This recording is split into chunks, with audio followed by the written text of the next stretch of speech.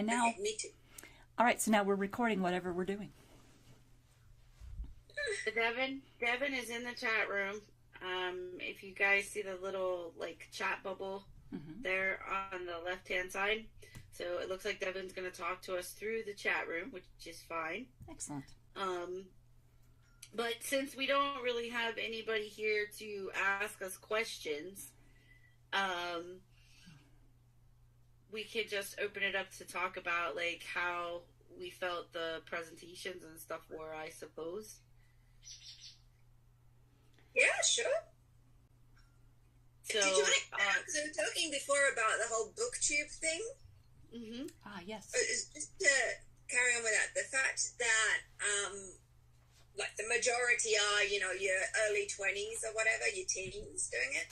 But there are a lot of, more mature booktubers as well. And there's some really, really good ones out there. And they're doing obviously very different books to what the younger lot are doing. But there's definitely a part of booktube for every generation at the moment. So Sandy, you were saying that you wanted to get more involved in it and things. Yes. It's not just the 20-somethings or your teens that are doing it. There is more older bracket in there as well. Okay. So Joe. Plus, it's really good. I actually get a lot of comments because I kind of fall in the middle of the two groups, if you like. Okay. So I kind of interact with everyone on it. Nice. But I get a lot of comments from even the younger ones, because I read a lot of varied genres and types of books and things. But I also tend to find books that aren't all hyped up yet as well. And I get a lot of comments on the reviews that I do and things about the fact that they've never heard of that book before or whatever. And that's actually one of the reasons why they always come back to my channel, because they discover the new books. So don't be put off from doing it because you think, it's the younger lot all talking about the same books all the time. Okay. Because there's a lot more to it than that anyway. Okay. Now, Joe, what is your channel? What's the name of your channel? I'm Joe Linsdale. Oh. I'm Joe Linsdale everywhere. Nice. Nice. So you can't get it wrong. Excellent branding. I love it. Okay. Well, then I will look for you on BookTube, and I will find and subscribe and all that good stuff. Yeah, all my links are on my website anyway, which again is joelinsdale.com. So it's all in my name. Very easy to find. Got it. Okay, good. Something I did want to... I'm sorry. There's also some groups on Facebook for booktubers, which are definitely worth taking part in. I can send you the links for those. Oh, thank you. Yeah, good. please do. Please do. So, yeah, I'm not familiar with BookTube at all. That was something new I learned today. So that's pretty cool, taking a look at that. And then got some good feedback on the marketing side. Got some followers on that. So that was a success for me. Always good. Yeah. And then hopefully I'll get a podcast out of this. Have you guys done podcasts? Because I really haven't. And my daughter's like, Mom, you have to do podcasts. I have. I've done lots over the years. I've actually been on Marsha's one several times through the World of Ink network. I've done them several times. I've done lots of other ones as well. They're actually a lot of fun to do. And there's some really nice presenters out there as well. I've only ever really done it, though, on, personal invite to me to be on the show. So I kind of already know the hosts for the most part. So that's been different. And I want to, through listening to her thing and everything, she's got me excited about doing podcasts and stuff again.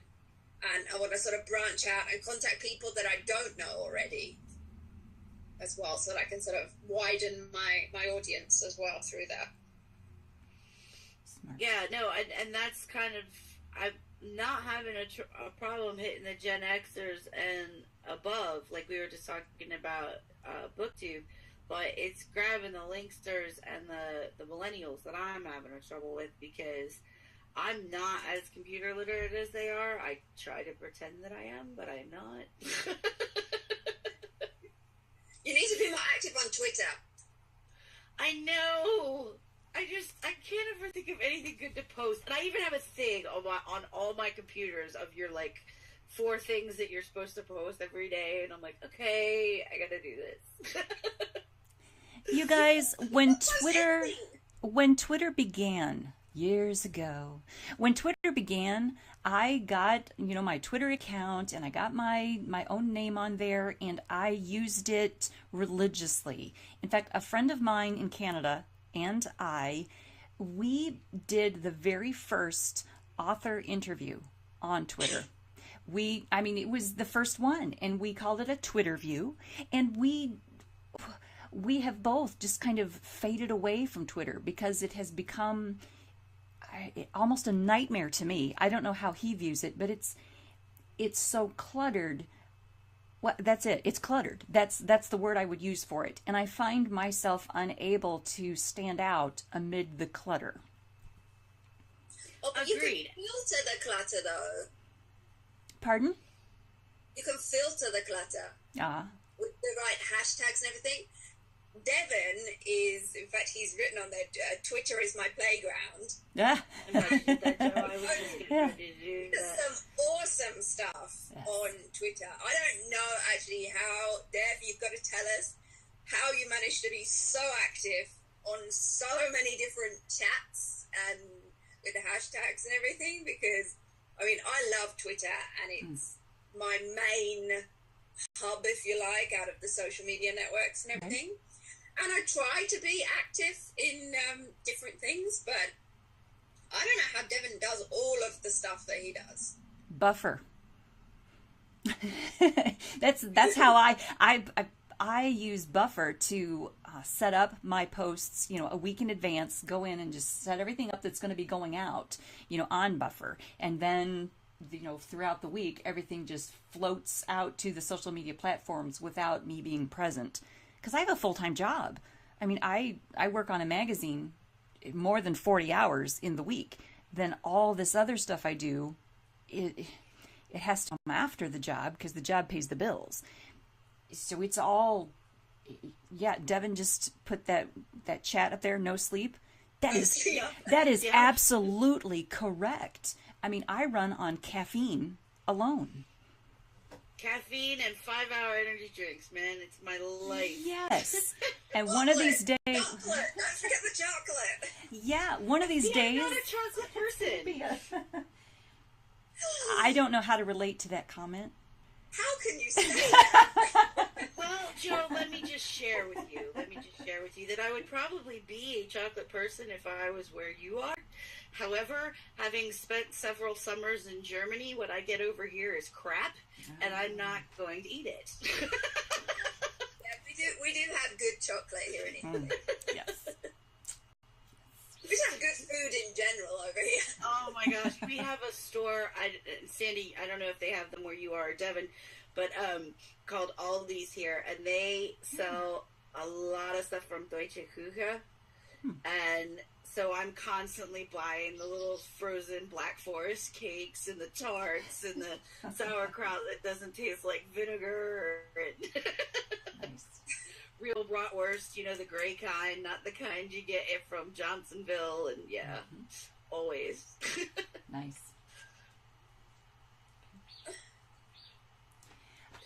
One of the things that I learned, or that I heard during the webinars earlier today, you guys will have to tell me which of the presenters talked about this, because I don't remember now, but she talked about stacking your marketing efforts, that you might not be able to differentiate which marketing tool brought you more book sales, but that's okay. Well, that was Penny. Was that Penny? That was Penny. I loved it. I wrote it down. I took a note on that, about stacking your marketing efforts, because I agree with her 100%. I can't really trace, okay, did this book signing or did this online book tour is that what broke through to get more sales? I think it is a cumulative process, a cumulative effect. And I think that we can help teach authors that that's what you've got to do. You got to just keep going and keep adding things to your marketing program until you finally break through. Absolutely. Because you never know what's going to take off. So, like, when I did my marketing thing, I was talking about how if you're a horror or like a suspense writer, you're not going to get away without having a book trailer these days. You're just not. But, you know, somebody who's writing like Nora Roberts type stuff or Daniel Steele's type stuff, they might. You know, because you've got Harlequin backing them and it's a popular genre. But, you know, people that are writing horror are people like my daughter are their readers. And, you know, Stephen King comes out with a new novel. She's got the book trailer. She's getting the book, blah, blah, blah, blah, blah. But if, you know, I have to get a little ding in my mailbox, Nora Roberts' new book is coming out on, you know.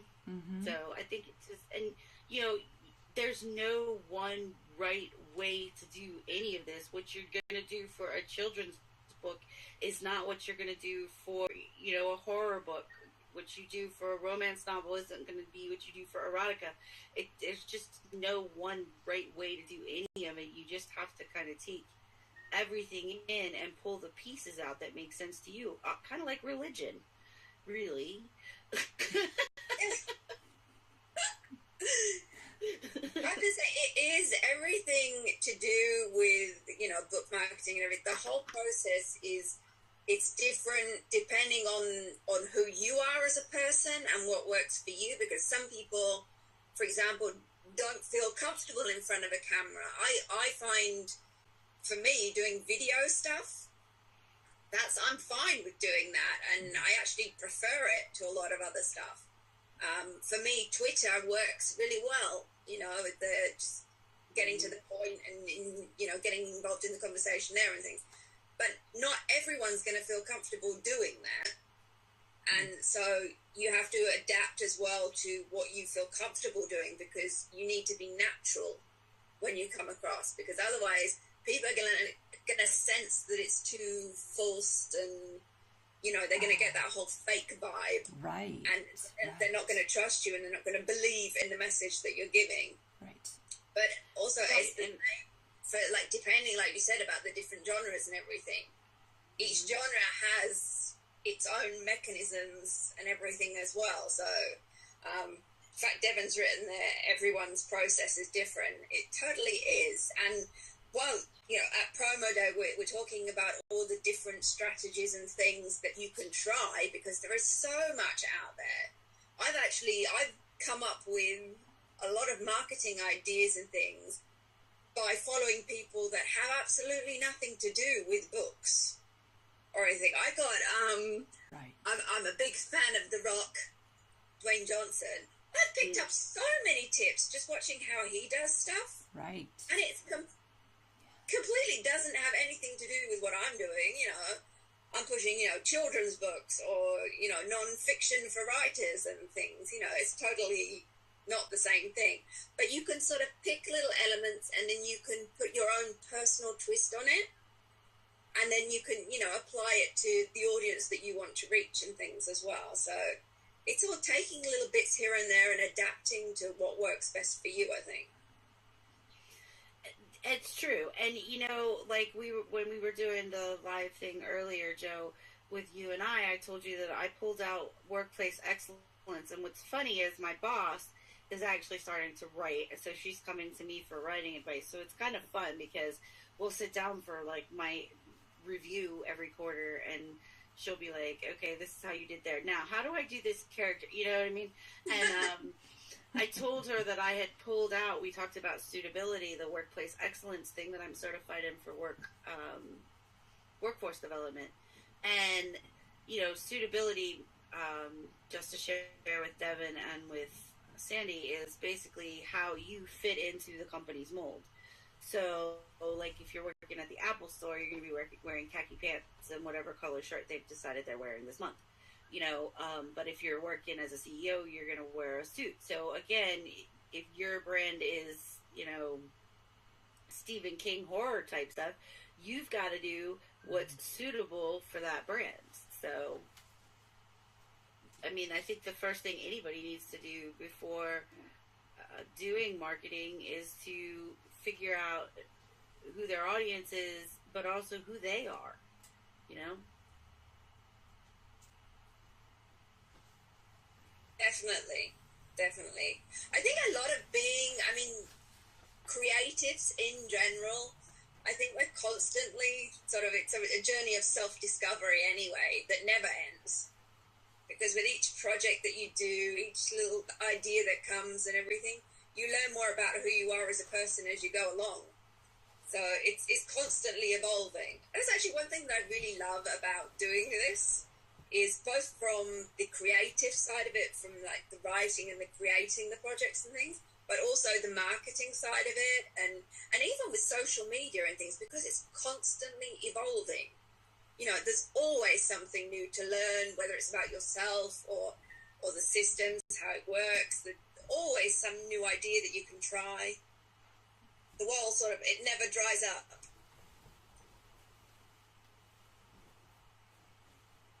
I think that's the beauty of belonging to a creative society that we are in as writers, is we've got so many minds that are just constantly churning. You know what I mean? Like, everybody's got a different way to do it. Everybody thinks differently. Like Devin said, our processes are all different. I think that's the blessing in our community, to be honest with you. It is. I also love how supportive our community is, because, like, you know, coming together and, you know, doing collaborations and things, it's, you know, it's not a competition. We all want each other to succeed. It's that, you know, there is no one winner. We're all in it together, and like through, whether it's through, you know, BookTube, or whether you're on Twitter or wherever you are, there's a really good community that comes along in the package. And I think authors need to embrace that, not be scared of it, because something that I've noticed, that a lot of authors are still very sort of standoffish when it comes to getting involved and, you know, joining the conversation and things. And you really don't need to be, you know, all it takes is just like one little tweet here or whatever, just that first step, and you can make some really, really good contacts. I think that a lot of authors, they come from a place of being an introvert in some aspects. And so some authors do have to overcome that to jump into the conversations. But they're very fortunate in that right now, in today's society, they can do these things online. They don't have to jump into the conversation in a bookstore in front of 15 other authors. They can do it from the keyboard, where they can be, you know, a little bit more hidden, perhaps. You know, they can voice their opinion and then see that, yeah, this is a community where we embrace one another, where we will help one another. And like you're saying, Joe, I see that in this community, and I love that in this community, because in the bird community where I do this magazine, it is not quite that way. I don't want to say it's the polar opposite, but oh my gosh, it is. Sometimes it is frightening. I mean, there are days when I just dread working on some project in the avian community, because I know that 90% of the people out there are going to crucify me for it, just because it's so competitive and everyone sees a way they could have done it better, and they're going to tell you about it. But in the author community, it's the same. Yeah, in the author community though, they're like, oh, you know what? Maybe you could have done that better, but we applaud the way you tried, and let's work on it together to make it better in the future, or whatever. I've seen so much support in the author community, and I agree that the more we can share that message with fellow authors or new authors, the better. Yeah. Yeah, I Definitely. mean, There's also there's power in numbers as well. Oh, yes. Like I've also found, like Yes. when I do collaborations, for example, like on my website, and I'll do a blog post where I'm collaborating with other authors in the post. So it's not even just a simple guest post or whatever, but it's a collaboration where we're all coming together, and you've got 8 or 10 different authors who are coming together to discuss a common theme on it. Nice. Then like my traffic on my site goes through the roof when I do those. Nice. And everyone benefits from it Mm-hmm. because of the backlinks and everything as well. In fact, I run a Facebook group as well, which is a Bookish Blog Hop, and we do a couple of times a year. I organise these blog hops where we just have like a different question for each day of the tour, and a different person will host it on theirs, and everyone else will answer. So we're all answering the same question, and then it just gets put into the one post and everything. Ah. But they go down really well with readers. They're really good for traffic. It's getting us all collaborating together, which, you reach such a much wider audience through doing that as well. And it's just so much fun, and you get to know the others so much better and everything. There really is power in coming together, and it doesn't have to be for a huge project that's, complicated. Like when we do these, you're just writing a paragraph and that's it, your contribution to it, but it has such a big impact afterwards. yeah, and I've met some of the top of the line. I can't think of Tessa's name, but she wrote. It turned into a TV series. It's 2 women. One's a doctor and one's a cop. I can't think of the name of that series, but I met her at a writers conference, and she just would give anybody that approached her as much time as she could humanly possibly give them. I think she even overstayed and missed her plane talking to some people. And then, I've met Nora Roberts. I live in Maryland. She owns Boonesboro, basically. And she does a book signing once or twice a year. And again, just really, really down to earth. And you look at interviews with, J.K. Rowling, Stephen King.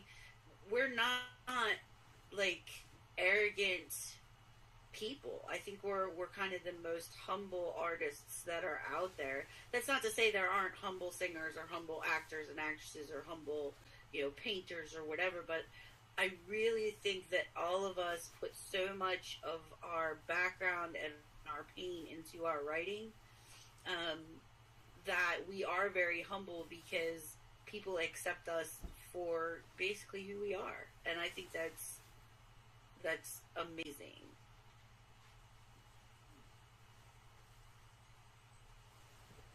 Yeah, Rizzoli and ours, that's the one.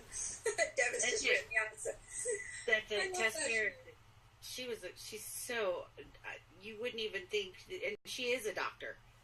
So now let's not be stereotypical, but a lot of doctors have an ego, and she just doesn't. She does not have an ego at all.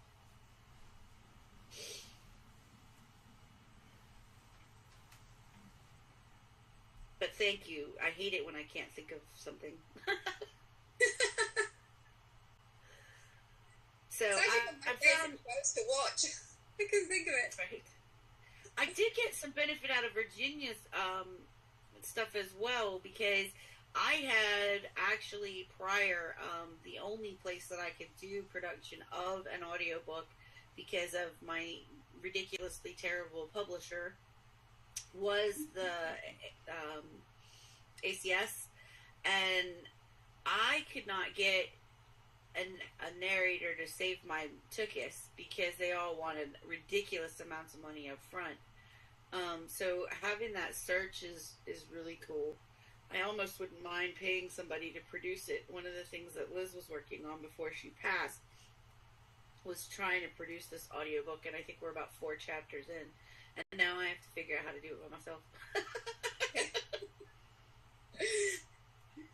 But yeah, I'm very into audiobooks. Is still very new territory for me. I only recently kind of got into listening to them. I tried a while back when they were first sort of coming out, and I couldn't get my head around the idea of listening to the book as opposed to reading it myself. I think also because I picked the wrong books that I started my audiobook journey with, and the narration was off-putting because, I don't know, they did voices that didn't fit the characters as I had them in my head, if you know what I mean. Whereas I right narrator is key. Yeah, I discovered some really good ones. I read a book, a Sherlock Holmes story, which is written by William Todd, and that was narrated by Ben Worling, and he did an amazing job. It's the best audiobook that I've listened to date. So definitely the narrator is so important doing it, and it's one of those things I've been thinking about, like, oh, maybe I should do some audiobooks and things as well. But for me, because I'm over in Italy, a lot of the options that maybe you guys in the US have, they're not available to me. So, yeah, I'm definitely been enjoying learning a bit more about the audiobooks. Is anybody doing anything with this rapid release that Sky presented? I'm not familiar with it at all. I mean, I think to me, my vision was authors that throw these books out like that have the whole series written and then they just stagger a release. But it seems like this is like a new area, and I just wanted to, I'm trying to kind of acknowledge every presenter that we have just so we can kind of give some feedback to them. But, you know, I'm getting into the series stuff. So I was just wondering if anybody had any feedback on that aspect. I can tell you that my publisher for my Choices series, he wanted the whole series done before he published the first. It was just a trilogy, so there's only 3 books in that series, but he wanted all 3 of them to be written before we got the first one out the door. Not because we were trying to do some kind of rapid, staggered release of them, but because marketing. When the first book came out, then we had to market it, and I had to do, some book signings, and I had to, run around basically the state of Florida. It's not like I did a big national book tour or anything like that. But we wanted to have time for marketing, and I was not going to have time to write and edit another book while I was doing all those marketing activities. And he was absolutely right. And I didn't know that. I was totally green when that first book came out. The first book came out, and I had no time for doing anything else. And of course, then I got cancer. So everything went kind of on the back burner. But we did manage to get the other books out the door. But thank goodness they were written. Otherwise, it would have been, I would still be writing. So but the idea of the rapid release, I think it's brilliant. Get everything written, do as much editing as possible, have everything ready to go before that first book hits the streets.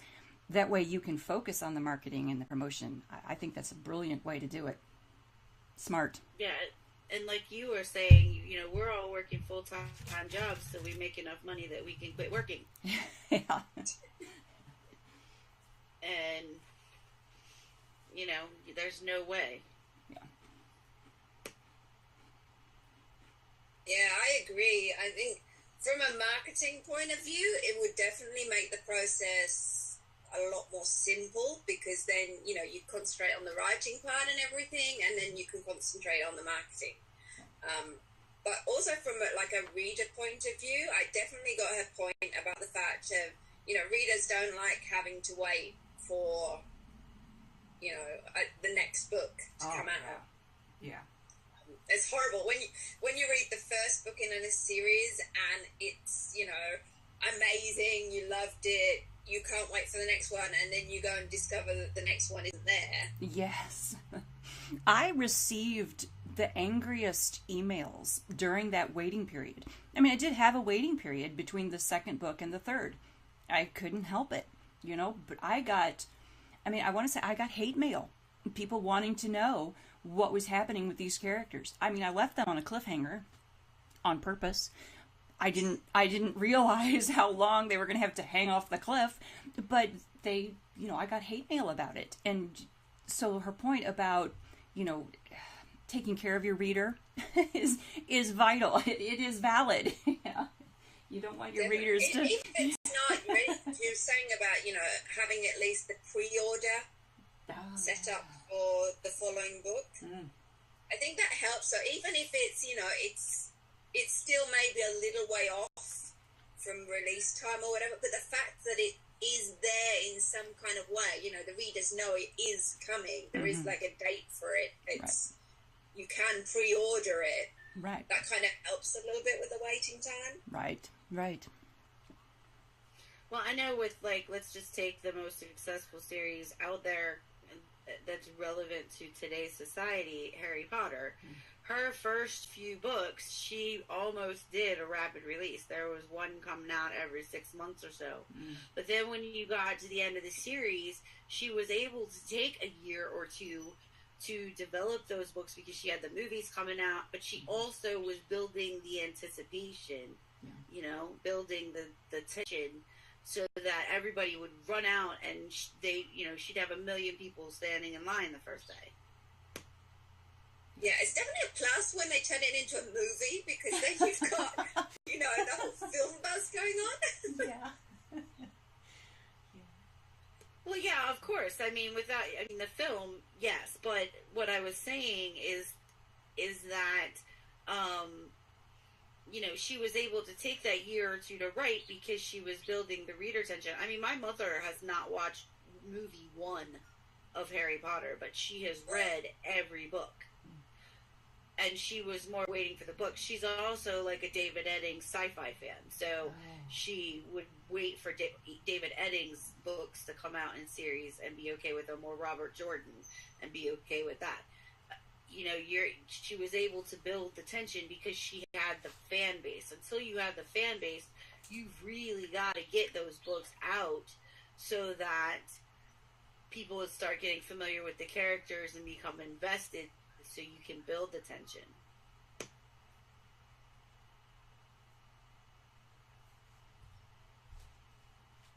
If that makes sense. Yeah.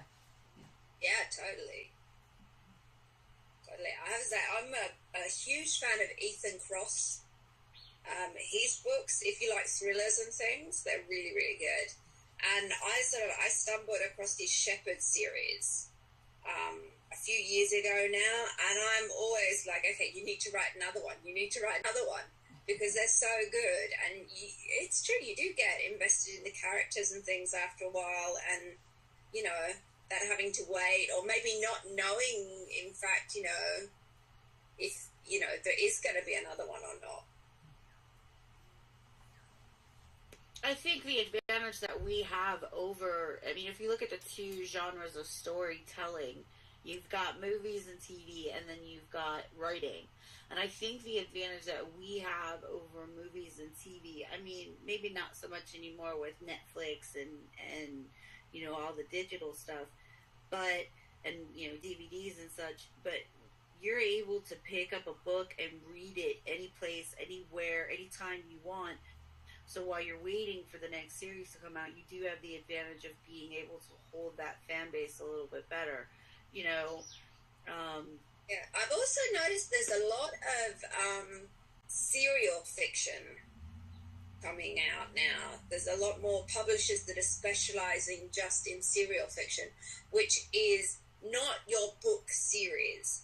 It's the serial fiction as in, like you would watch a TV show where you have the episodes, and these books are basically, they're all divided into little bite-sized chunks, so you get the episode, and then the story carries on in the next episode and things. One that comes to mind is the Remade series. That one's done really, really well, but there's lots of different ones. And then now, when I first discovered them a few years back, it was a very new kind of thing. There was hardly any around, and then in recent times, they're showing up all over the place. And the amount of genres and things that are represented is getting a lot wider as well. In the beginning, it was all sort of like your fantasy and things like that. Whereas, Dev's just written about my Cosmos series is divided in Dev. Says, yes, it is, and that's inspired by this whole concept of, the shorter episodes, because everyone's so busy nowadays, and finding the time to sit and read like longer works and things isn't necessarily an option for a lot of people. They want to be able to have little bite-sized chunks of it. And through this serial fiction is a good way to do that. But now I've seen a lot of lots of other like historical fiction and things are coming up in this kind of format of these little bite-sized chunks as well. So I don't know. I mean, have you guys ever thought about breaking down and doing serial fiction? Like, have you read any serial fiction? I have not, but yes, I have. Because anybody that's read Dickens or Sherlock Holmes is reading serial fiction. But the only thing I'm going to interject here is, wow, I talked about in my presentation how publishing has come full circle. But if we're going back to serial fiction, the whole writing industry has come full circle. Yes. Like, really. Mm-hmm. Definitely. Yeah, I mean that's how it started out, isn't it? Like you said, using Dickens and that as examples. That's exactly how it was, and it is. We're coming back to that. It's a reinvented way of doing it and everything, but that is what it is. And I think that's something as well that comes across, like when authors are trying to come up with, the next new thing to do for like book marketing and everything. You don't necessarily have to do something completely new. You just have to take something that maybe has worked in the past and then put a new twist on it. Yeah, I mean, we're getting rid of the gatekeepers and the keymasters, and I think it's great because the publishing industry for so long, when we had the gatekeepers, the big corporations, and you have to have an agent, and only certain people can write, and I just think so much fell out of reading, to be honest with you. I mean, I was going back to classics. I was going back to authors that were prior to the prepackaged, this is what people want to read. You will now read all the vampire books there ever are. Yeah. Now you will read all the zombie books. Now we might give you some romance authors. Like, it's just, and then the internet is just amazing to me how small the world is becoming, and yet so diverse. And it's just amazing to be an author in this time. Definitely. Actually, in one of the live chats on Twitter earlier, Stacey Keith actually brought up this topic about the fact of how bestsellers are all like dictated by the big publishers and everything, and it's decided by the publishers as opposed to by the readers. Right. For a large part, and there was a whole discussion going on about that, and the fact that it is all business on their own things, and it was something that's something as well that I've noticed even on like BookTube and things, that a lot of the bigger booktubers they're all pushing the same books. Mm-hmm. They're all doing these sponsored videos to promote all the same books that then will be bestsellers on the New York Times or whatever, doing it, and that's because they're done by these big publishers that are still trying to run the show there. But I think things are changing with that. I mean, obviously, since Amazon, they've done a lot of things that have changed the game for authors in general. Other companies have then jumped onto that, and so the whole indie publishing, self-publishing, and everything, that's all a lot easier now than it used to be. We don't need the major publishers now to do that. Amen. Kind of thing. But also, I've noticed talking about getting the reviews and getting the hype that goes with the books, that makes them become the bestsellers and things. There's a lot of companies. One that comes to mind is NetGalley, for example. That's come up. I'm a member of NetGalley. I've been using it a lot, and I've discovered some amazing books on there, both done by big publishers and things, but the ones that wow me, a lot of them are done by small press or indie authors that are promoting their books from there. And I love the fact that these systems like NetGalley give that they're leveling the playing field, and they're making it, it's changing the game. It's changing on so many levels. So I think and now the game has changed, and a lot of people don't. It's definitely a good time to be an author. Yeah, absolutely. And the game has changed, and a lot of people just don't realize it. I mean, I was having a conversation with my father over dinner about, and we were talking about Linksters and millennials and how they've grown. They've never not had the internet, whereas I didn't have the internet until Prodigy.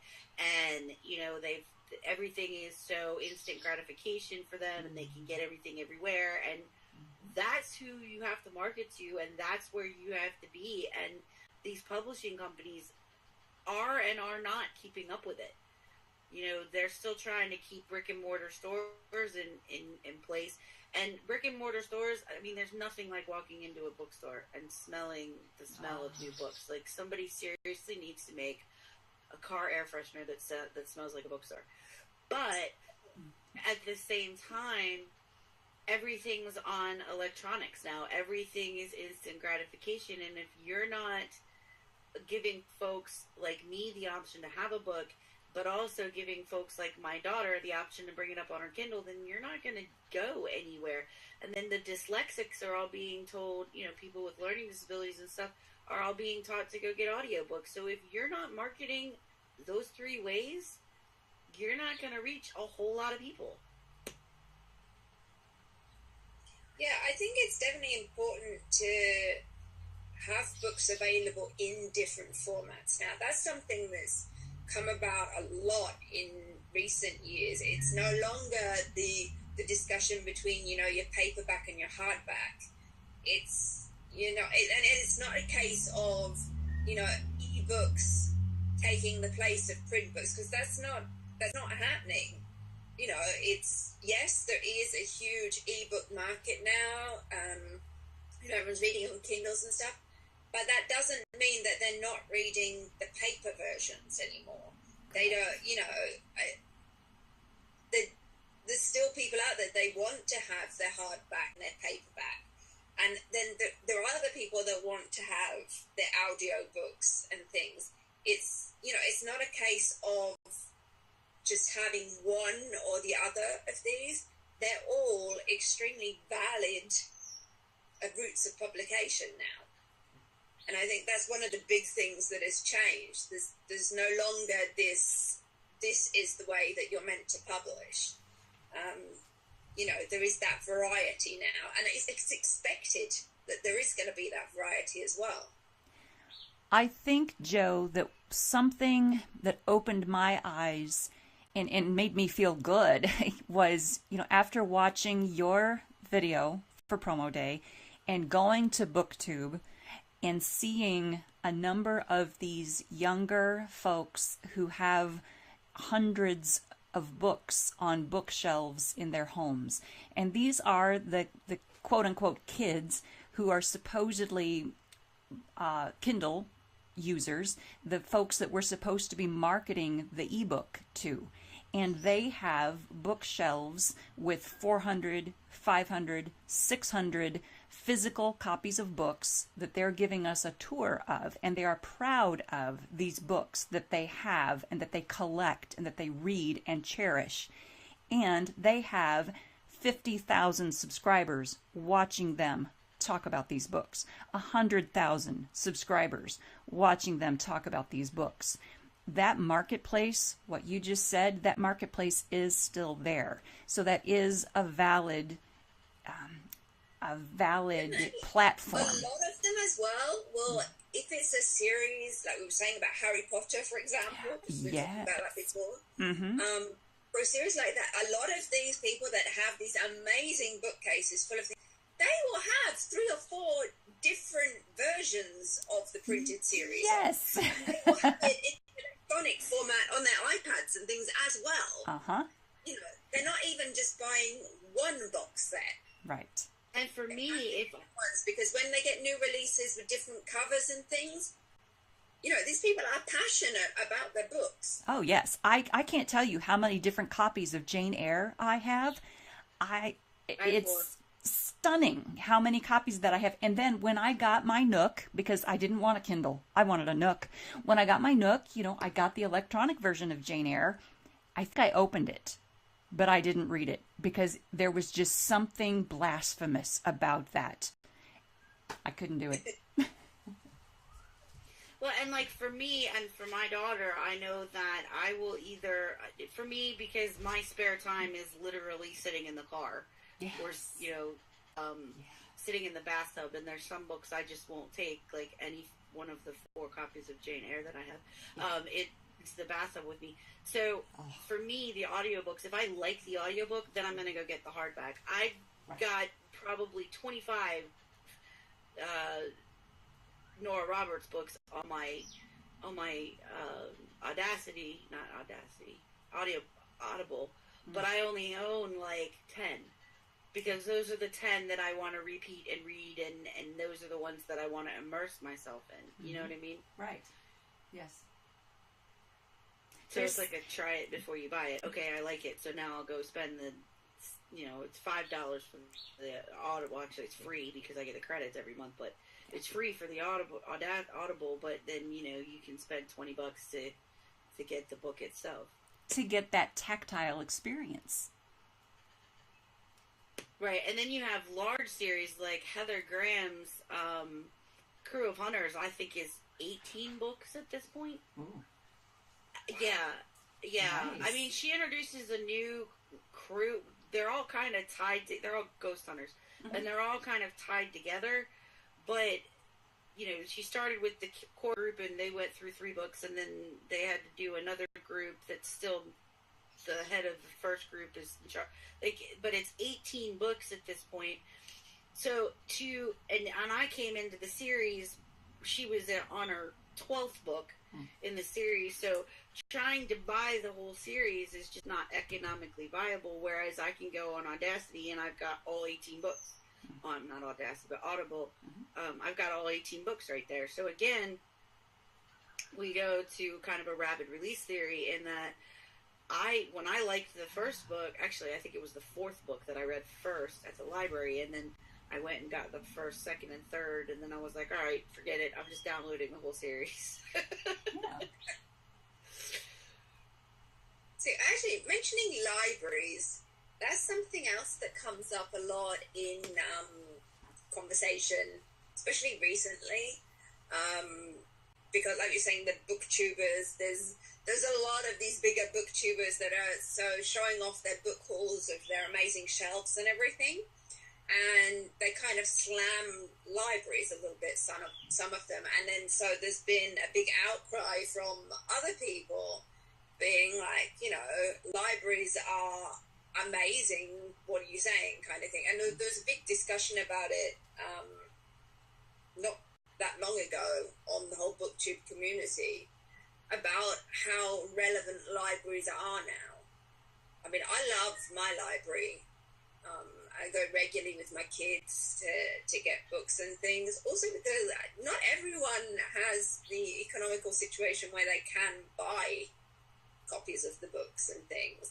So just obviously returning this round from a book marketing and also branding point of view. I mean, you guys, have you done any experience with working with the libraries and getting your books into your local libraries and things? Maybe doing events at libraries, that kind of stuff? Mine was a little bit easier than that. So the publisher that I had before, I could get promo copies for like $1.99. So I, got some for a book event that they had at the Inner Harbor in Baltimore, and I had like 2 copies left over. And how many copies of your own book do you need sitting on your shelf, right? So I went to the library one day and I donated my books. and now one's sitting in the Annapolis library and the other one's sitting in another library branch, and that's how I actually got my books into the library, which is awesome and amazing. And I've gotten a lot of folks locally that have, looked me up on Facebook and Twitter and stuff and requested me. They haven't been nice enough to put reviews on Amazon like I've requested, but put a pin in that. Let's come back to that. And like I was saying earlier, to somebody, the algorithms for Amazon, what was it, 2 or 3 years ago, Joe, that I did the why reviews are so important thing. The algorithms for Amazon are so confusing. I don't understand why there's even an algorithm. It's just ridiculous. But whatever. Well, they're constantly changing as well. They're always updating it. So yeah. I mean, they definitely make it hard, but they also they're kind of the little white angel sitting on your right shoulder and the little red devil sitting on your left. Definitely. Well, if someone reads your book at the library but does not purchase it through Amazon, will Amazon let them put a review on the Amazon website? Yes, and that's a new thing with the algorithm as well. Good Lord. It keeps changing. Yeah, and I found this out this year because a friend of mine wanted a copy of the book, and I was going to give her a promo price on it. Mm-hmm. And basically the way I had to do it was buy the book for her, right. And then she read it. She's still reading it, but there's confirmed sales reviews now. So basically when she goes to put the review on, she's going to do it through her whatever platform she read it on, be it her computer, her Kindle, her phone, whatever it is. Mm-hmm. And then they'll be able to confirm the sale to her because she's an Amazon customer. Okay. But yeah, that was something that changed. I think when I was reading that was in 2017. That they've now changed it to not only the reviews are relevant, but confirmed sales book reviews are relevant. And it's like, good Lord, how much more complicated can you make this? But I think a lot of that is to not tick off the big book houses. Do you know what I mean? Yes, I do. Now, here's a question for you. As the publisher of In Your Flock magazine, I receive review copies of, avian-related books. Folks want me to read the book, review it in the magazine. After I do that, I then go to Amazon to post the review there as well, because I know how hard it is for an author, and I want to help. But I have found that the last few times I have tried to do that, Amazon would not let me post a review. I could click the number of stars I wanted to give it, but I couldn't post an actual review of the book. And I'm wondering if that's because I didn't purchase the book there at Amazon. I'm wondering what it is that's blocking me. It's probably that confirmed sales review part of the algorithm now. Okay. An author could still use your review, though, even if you can't post the review directly to Amazon. Right. If you were to send the review to the author could then list it under editorial reviews. Right. Yes. Okay. By editing through their Author Central. Mm-hmm. And not only that, but Goodreads is still a good place to put stuff out there. I mean, true. I honestly wish we should do a Goodreads thing for next year, because getting in there with the groups for your genre and your favorite author and everything else, that just gives you all kinds of feedback and another marketing area for you. You know what I mean? Mm-hmm. Definitely. And now that it's owned by Amazon as well, the two are very closely connected now. Well, and that's the thing. Maybe that's where Goodreads is where they want you to put non-confirmed sales. I don't know. That's something I'd have to look into, like, to explore, and I can definitely post a reply to that in the coming days I'll research it, but I know that there's now a confirmed Amazon sale thing, part of the algorithm. Okay. So just to touch base on a couple people that we haven't talked about, we didn't talk about, well, Sandy, we didn't talk anything about yours, and we really haven't touched anything that we learned from Mr. Devon and Mr. Gilbert. Now, I do have to say that I could barely hear Clay Gilbert's presentation. I was not able to watch it all the way through. So, do we have any comments for those presenters at all? Well, I can comment on Devon. I actually connect quite often with Devon through Twitter. Like I said, it's amazingly active on there. He's, as well with his presentation, gave some excellent feedback and things on how Twitter works and the whole hashtag thing, getting involved in these chats and that kind of thing. But he's also been doing some demos and things over on Twitter today as well, to sort of link up to some of these other group chats and things that go on throughout the day. I'm definitely going to be taking notes because he's mentioned a lot of weekly chats and things that I wasn't familiar with. I didn't know about them, so definitely some new ones there for me to try and join in with there as well. So I thought he did a really good job with that there. Awesome.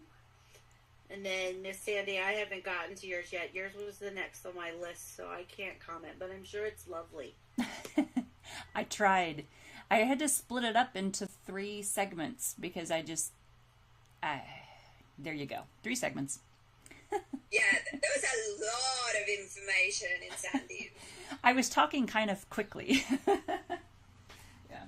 No, it was great. It was great. It was so much, and so true about this whole, working, building the community and, being part of the community and everything. You really hit the nail on the head there. Good. Well, Well, I think we've touched base on a lot of that in this conversation too, so that's great. yes. Now, I watched Clay's presentation. I did have to turn it up as well, Brandy. I had to turn it up to hear, but I did watch it, and I felt that one of his comments in particular resonated with me very well, and that was when he said to make all of your platforms harmonious with one another. Keep that thread woven among your different platforms. When you're branding yourself and when you've got your voice going on one platform, keep that voice the same on each platform. And I thought, oh, how brilliant, how simple. We should know this, but do we actually do this? Do we actually perform this when we're out there on the different platforms that we have? I know that I fail at that. I fail at that miserably because I have, 3 different personas really in my working life. I've got the fantasy author Sandy Lender, who has one persona, and then I've got this parrot magazine that has another persona, and then I've got my day job. That construction magazine is something totally different. And so when I try to marry these personas across the different platforms, it just doesn't work. So I need to work on what he talked about making my author presence, at least, be harmonious across those platforms. That resonated with me. I learned something from that, and I need to think on it myself, definitely. Well, my question for you, Sandy, though, is do you really need to marry those 3 different platforms because they are such different platforms? I mean, and maybe you do and maybe you don't, but I know, like, if you've got somebody that, okay, let's take The Rock. The Rock, in his movie presence, is nothing like The Rock on WWE. I mean, The Rock on WWE is like a bad soap opera actor. But Yeah. Dwayne Johnson is amazing, you know? Right. So the question is it a question of marrying them or just distinguishing the different hats? Maybe try not marrying them. You're this person to the bird community, this person to the construction community, but then for your fan base, for your authorship, that's the brand you want to build. I don't know. I like, you know what I mean? Like, I don't know the answer to that, but that's kind of what I was thinking, is just having different hats. Like I was talking earlier about putting my HR hat on. Right. You know, I've got HR management, but then I write a book about sex, drugs, and rock and roll. Right. You know, totally different things. I write romance novels, and there's obviously, you know, I mean, they're not all romance, but there's always an element of romance in there because, like, I'm a girl, and I like that. But, yeah, so, not appropriate in the HR world. Right. So I have a LinkedIn for HR, and then I have a LinkedIn for my authorship. You know what I mean? Right. I think that it's strange. It's like, you know, when you draw the circles on the blackboard and you see where the circles interconnect. The fantasy writing doesn't connect with either of the other two, but the other two worlds do connect sometimes. So maybe you're right. Maybe there's a hat that is the fantasy author persona, and then there's a hat that is the magazine world person, and maybe journalist and the author. Yeah. This is something that I have to do, like, as a constant thing, because I write so many different genres and have so many different projects going on with my different blogging and everything else. I definitely got what Clay was going on about there with the, you know, getting this author brand as a solid thing, because it's really what the author brand is. It's about you as a person as opposed to the product that you're pushing.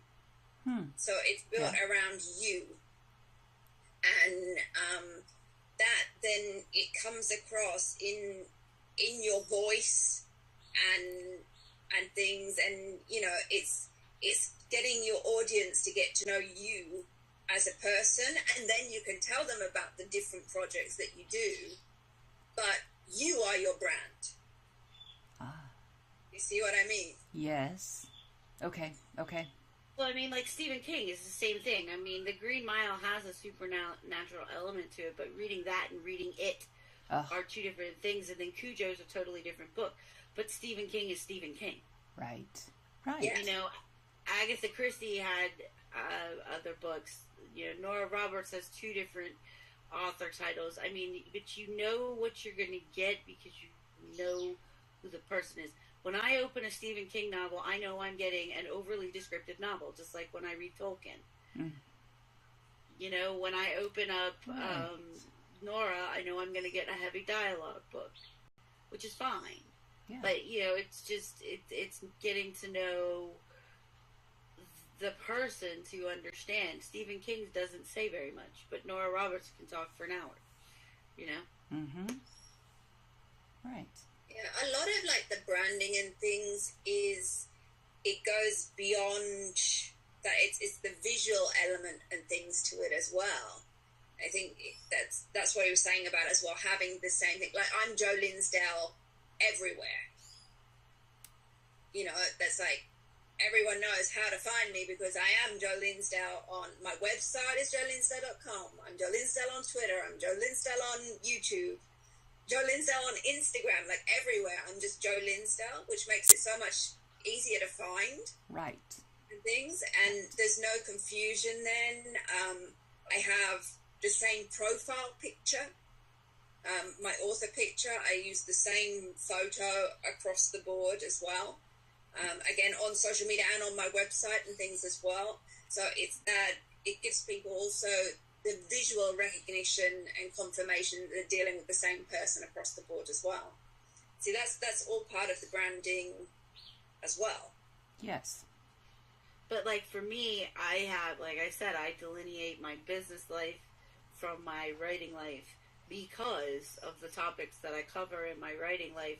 I can't necessarily take that back to a company that I work for as an HR manager and then talk about sexual harassment. Do you know what I mean? So to me, you know, my name is not Brandy Potter. That's my maiden name. Brandy Potter is who I am when I'm writing. Brandy Norgard is who I am in the business world, and that's who I am to my family, if that makes sense. Yes. Yeah, that's why people, you know, use pen names and things as well. So, you know, when you do have the different channels or whatever, but each one is distinct. Right, but I mean, if I'm doing something writing-wise, written by, had the same brand, the same author picture, my website, same thing. Facebook, it still has the picture of me holding Liz's hand, but just because I can't bring myself to take it down. And then, but my author pictures are there. I don't post, you know, political rants or anything like that on anything that I do for writing. Whereas I might do that on my personal page. You know what I mean? But, you know, that's kind of where I am. And then my Twitter's hooked into everything. But it's only an author's Twitter, so even though, like, I'm following the Green Bay Packers, you know I'm a Packers fan, I'm not going to talk about it. Wow.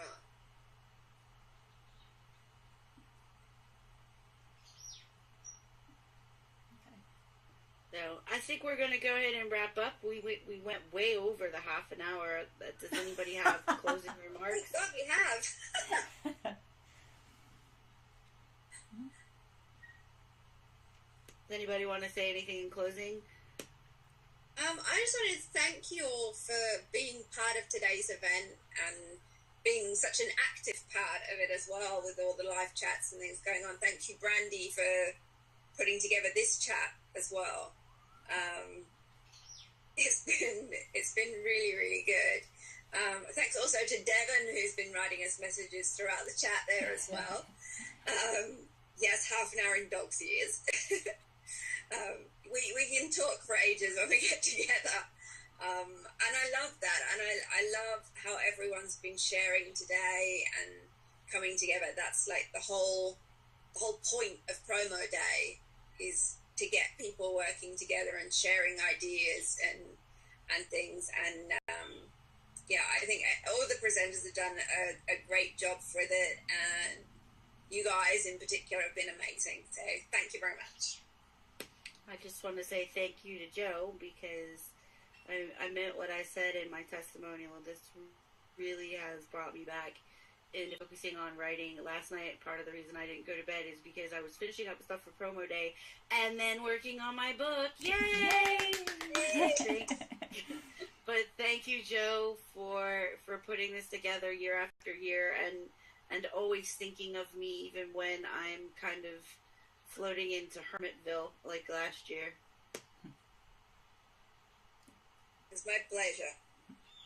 Yep, this was a good year. I think the presentations were awesome this year. I got good stuff out of it. So I'm hoping that any new authors who, you know, were paying attention, I hope they got good stuff out of it too. I think this was a good one. Definitely. Yeah, I also just want to say a special mention for you, Sandy, because you have supported Promo Day in numerous ways since I came up with the crazy idea. God, I believe in it. Yeah, I believe in it. Back when it was just a small chat room on my own website, you were involved and things. God, I remember that. And you've constantly been a sponsor of the event every year and everything, and you're just amazing. So thank you so much. Thank you, my dear. Thank you. I believe in it. It's a good thing. Maybe next year I'll have written enough that I can help support. Yeah. That would be lovely. All right, guys. Well, I'm going to go ahead and end the chat. And then, Sandy, if you want to push the unrecord button, we'll talk about how we're going to switch this over.